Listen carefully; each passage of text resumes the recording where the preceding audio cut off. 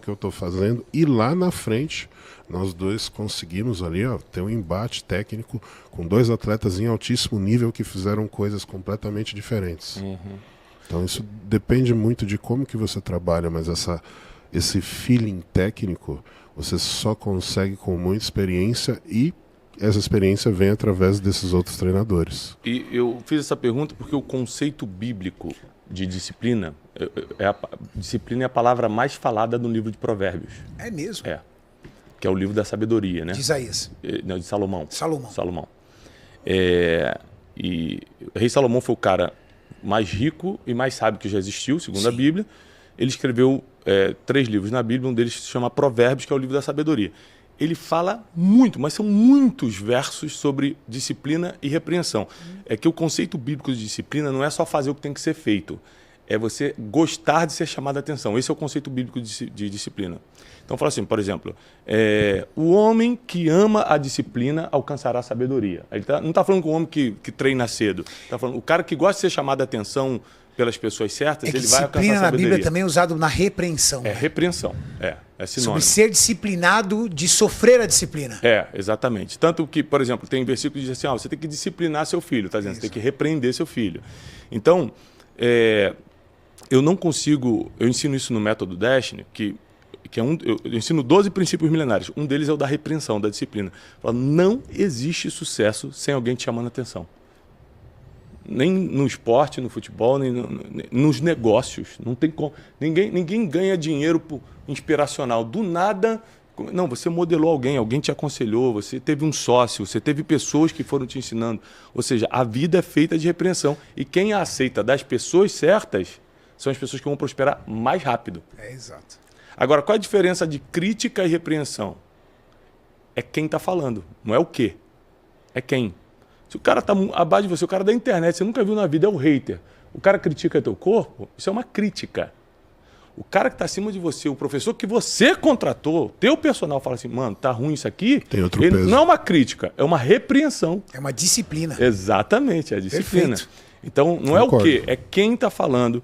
E eu acho isso muito importante, as pessoas abrirem o coração para gostarem de serem chamadas de atenção pelas pessoas certas, não é por qualquer um, pelas pessoas certas, porque você vai crescer 10 vezes mais rápido. Não tem como não crescer sem ser chamado a atenção.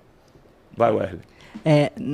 Explica pra gente qual que é a importância na prática, no esporte de vocês, de ter alguém junto ali. Porque eu confesso que algumas vezes na academia eu pesquisei o exercício ali no YouTube e falei, não, tô fazendo certo, e no final das contas o cara veio e, cara, você tá fazendo errado. Qual que é a importância de ter alguém do lado? Todo mundo precisa ter um acompanhante ali do lado ou só atletas? Rapidinho, só uma pergunta, deixa eu só te fazer uma pergunta antes. Você vai na academia? Não como eu gostaria. Não, vem cá, deixa o pessoal te ver, deixa eu vir cá. Nós vamos processar essa academia. Pode passar aqui, ó. Aí ele tá falando que vai na academia. Nós vamos processar a academia, porque isso a gente avalia o shape aí. Ele está indo há 4 anos. Quer que avalie o shape dele? Vamos fazer. Saca aí. Tira a camisa que a gente avalia agora. Qual a importância de ter essa pessoa que nem o Wesley falou? Olha, eu vou te falar. É a mesma importância que você precisa ter quando você vai começar a ler e escrever. Você precisa de um professor. Tem como você ser um autodidata? Tem, mas é muito difícil você conseguir esse nível de conhecimento sozinho. Então, essa pessoa ela vai conseguir auxiliar você para poder traçar esse trajeto de forma mais rápida e principalmente eficiente. Ter um professor do lado vai trazer a eficiência necessária para você adquirir o conhecimento básico sobre postura, sobre técnica de execução, sobre cadência, sobre progressão de carga, que são princípios básicos da musculação. Se você não consegue associar todos esses princípios básicos, você não consegue o máximo de resultado. Por isso que você vê tanta gente na academia, mas muito pouco resultado. Agora, uma pergunta técnica, uma dúvida minha sobre musculação. Por que é tão mais difícil ganhar massa muscular na perna? É um sofrimento para fazer e nunca cresce. Tem que fazer força, cara. Aí é doideira. Tem que fazer força. Mas é anatômico também, né, Julião? É anatômico, mas é dolorido, né, tiozão? Mas é o treino mais difícil, disparado. É difícil anatômico. Mas, ó... E nunca cresce a perna? Falando sobre disciplina e treino. Toda vez que você perguntar sobre treino, você vai olhar, vai me ver olhando pro Júlio. Sabe por quê? Porque o Júlio é a minha autoridade no treino. E então, toda vez que eu e o Júlio está treinando, e a gente falando sobre disciplina, se eu tiver eu e o Júlio e mais uma pessoa, e o Júlio for treinar, eu dou um passo para trás e é o Júlio quem treina. Por quê? Porque ele é uma autoridade para mim. Então, uma coisa muito importante sobre disciplina, na minha visão, é reconhecer autoridades. Bom. E como é que você reconhece autoridades? Muito bom. Currículo. Currículo é importante, seus feitos. Quais são os seus feitos? Claro. Segundo, aplicação prática. Essa pessoa aplica na vida dela aquilo que ela aprendeu? Ou é diga o que eu faço? Não. Faça o que eu digo, mas não faça o que eu faço. E terceiro, na minha visão, que também é super importante, a capacidade que essa pessoa tem de reproduzir esse ensinamento. Ensinar. Né? Porque tem gente que tem muito conhecimento acumulado, mas ela não consegue passar. E não é nem, às vezes, é inerente nela, é a incapacidade disso. E o Júlio, de todos os treinadores que eu conheci, e você está diante de um dos maiores treinadores do mundo, tá? O Júlio, ele é respeitado no mundo como um dos maiores do mundo. O Júlio, ele tem uma estratégia que toda vez que alguém treina com ele é uma experiência. A pessoa vira e fala assim, o Thiago Nigro, por exemplo. Primeira vez que o Thiago treinou com o Júlio, ele falou assim, meu irmão, nunca vi isso na minha vida. Porque ele aprendeu coisas que ele repetia errado a vida inteira. Então, eu acho que a disciplina é isso também. É você aprender a identificar no seu microambiente, ou seja, a quem você pode acessar, quem são as pessoas que te ajudam muito. Eu sempre tive bons chefes, Thiago. Ó, o melhor lugar para você trabalhar não é na multinacional tal, não é aquela que oferece o melhor PLR, não é aquela que tem o melhor cafezinho, é aquela que tem o melhor chefe. Porque o seu imediato é o seu mentor. O seu chefe está disposto a te ensinar tudo. Toda vez que eu estou num podcast eu repito isso. O melhor chefe que eu tive se chama Pedrinho, aposentado hoje. O filho dele, inclusive, assiste nosso podcast, porque ele de vez em quando comenta.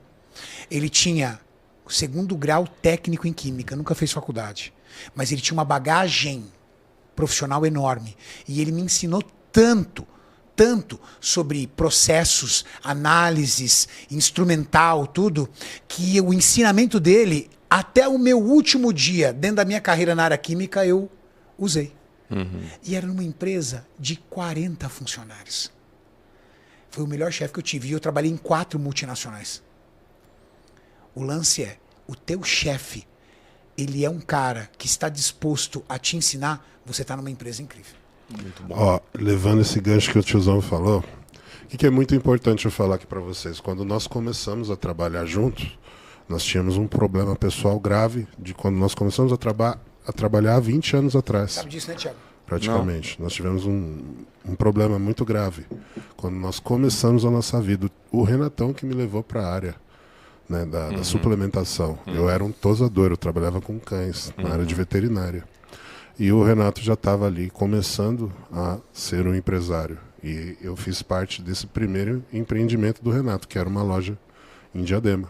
Trabalhei com o Renato cerca de 2 anos, tivemos nossos problemas, nos separamos, e eu me desenvolvi no esporte como atleta, cheguei até o profissional, e o Renato parou de competir e foi para o lado do marketing, da empresa que ele queria produzir ali.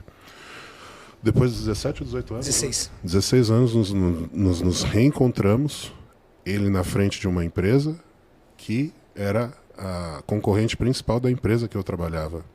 E ali a gente teve vários embates com relação a marketing, ele direcionando de um lado os atletas e todo o marketing da empresa, e eu do outro lado, mas como treinador, que sempre foi minha área, educação física.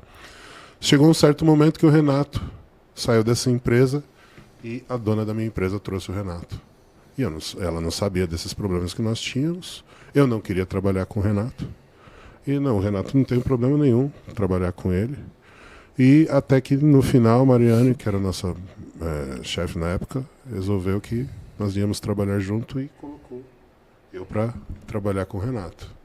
Cara, e eu sabia que o Renato era um mestre do marketing. Ele já tinha feito um trabalho excelente na outra empresa e era algo que eu não dominava de forma alguma.